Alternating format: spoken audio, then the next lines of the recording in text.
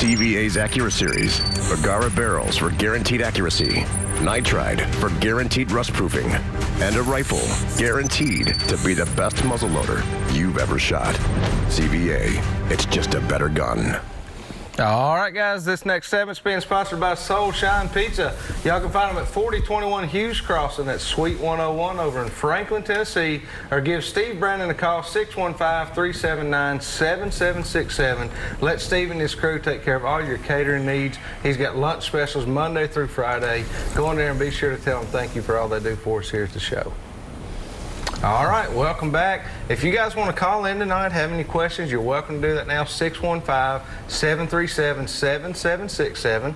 Until then, we've got Matt Dell in the house with us tonight, Dell Outdoors. Matt, we've talked some deer hunt tonight, and we talked a little turkey earlier, but you know, turkey again, that's your mainstay.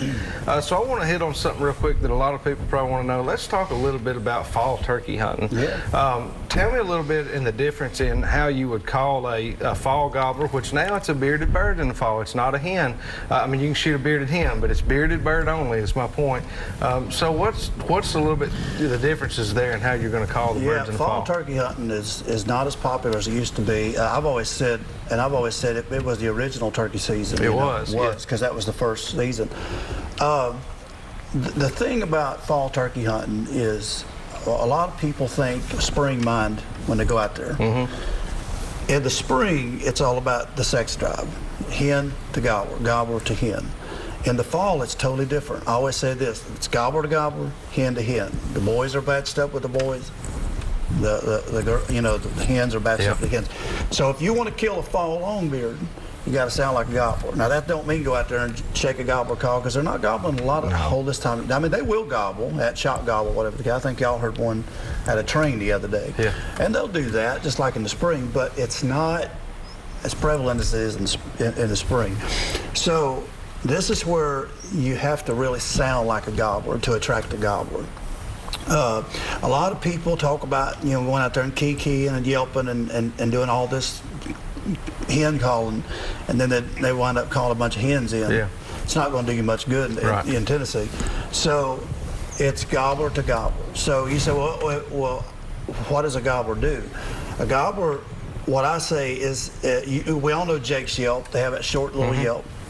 But a gobbler, an adult gobbler, he'll yelp. And gobbler yelps and kikis and gobbler yelps are just absolutely deadly in the fall. So sound like a gobbler in the fall, sound like a hen in the spring. Let me show you. I always carry a turkey call with me. You gotta love it, man. Man has got turkey call in his pocket. You know he knows what he's talking about, right? So right quick, now you can gobbler yelp on a box call, which that's what I like. I like to take my box call and gobbler yelp, but you can do it with the mouth call too, because once you get them up there, you can't be moving. So if you can use a mouth call, you can do that with the mouth call too. But gobbler yelp, and all it is, any idiot can do it. That's what I've always said in my seminars. Any idiot can do it, and if I'm an idiot, anybody can do it. So all you're doing is lengthening out your yelps. So let me show you what a hen sounds like. We all know what a hen sounds like. A hen, she's that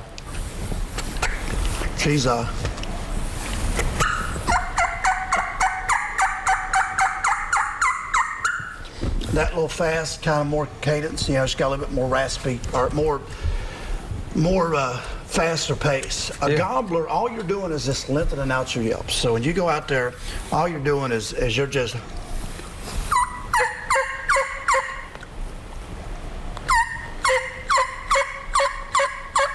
try to make it sound as raspy as you can. Get a split V or some kind of a raspy call.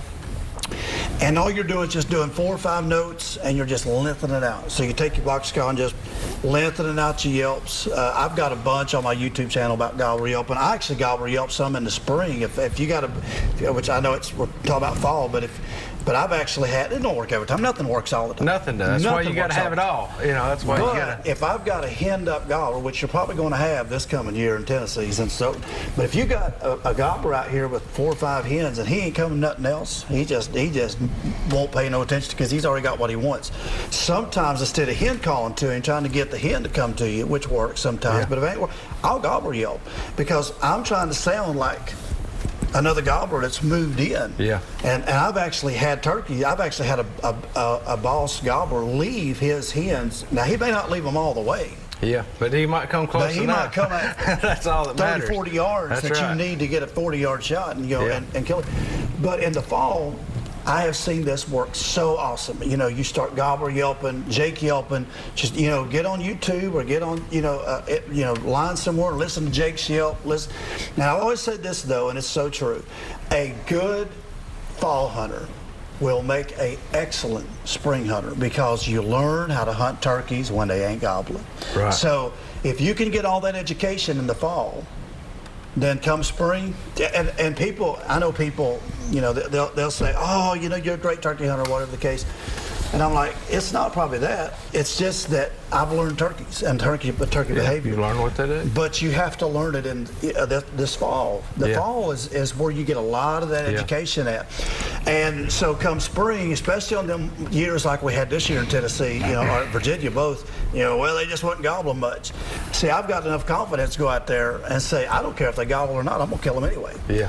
I like them when they gobble. I know where they're going to be. I know what they're going to be doing. But I'll kill them anyway. Now, what are their feeding habits right now? What are they after right now? They most? like clover. They'll like anything green. They like, any kind of fields, bugs in it. They get out in corn. Seeds that you put in your food plot. Yeah, when you're trying to grow food plots. That ain't got no rain on it yet. Food plots, anything like that. Won't be much seed left, will it? No. Man, if you got winter wheat, when it starts coming up, man, they love winter wheat. But just get where the turkey, and I always said this about fall turkey, with any kind of hunting. I don't care if it's deer, turkey, spring turkey, fall turkey. You're not going to learn much by looking around. You're going to learn everything by looking down on the ground. Find the sign. Find the sign, find the turkeys. Don't go out there in the fall turkey season and think that you're just going to start running the ridges, yelping and doing all this, and they're just going to come running to you like they do the spring. You got to be where they're at. But once you find them, man, there's something special about watching 4 or 5 big longbeards coming through October woods, and I'll tell you what, a fall longbeard, that's a tough turkey to kill. Well, guys, we got to get ready to take another quick break here. We'll be right back here in just a minute with some more Southern Woods and Waters.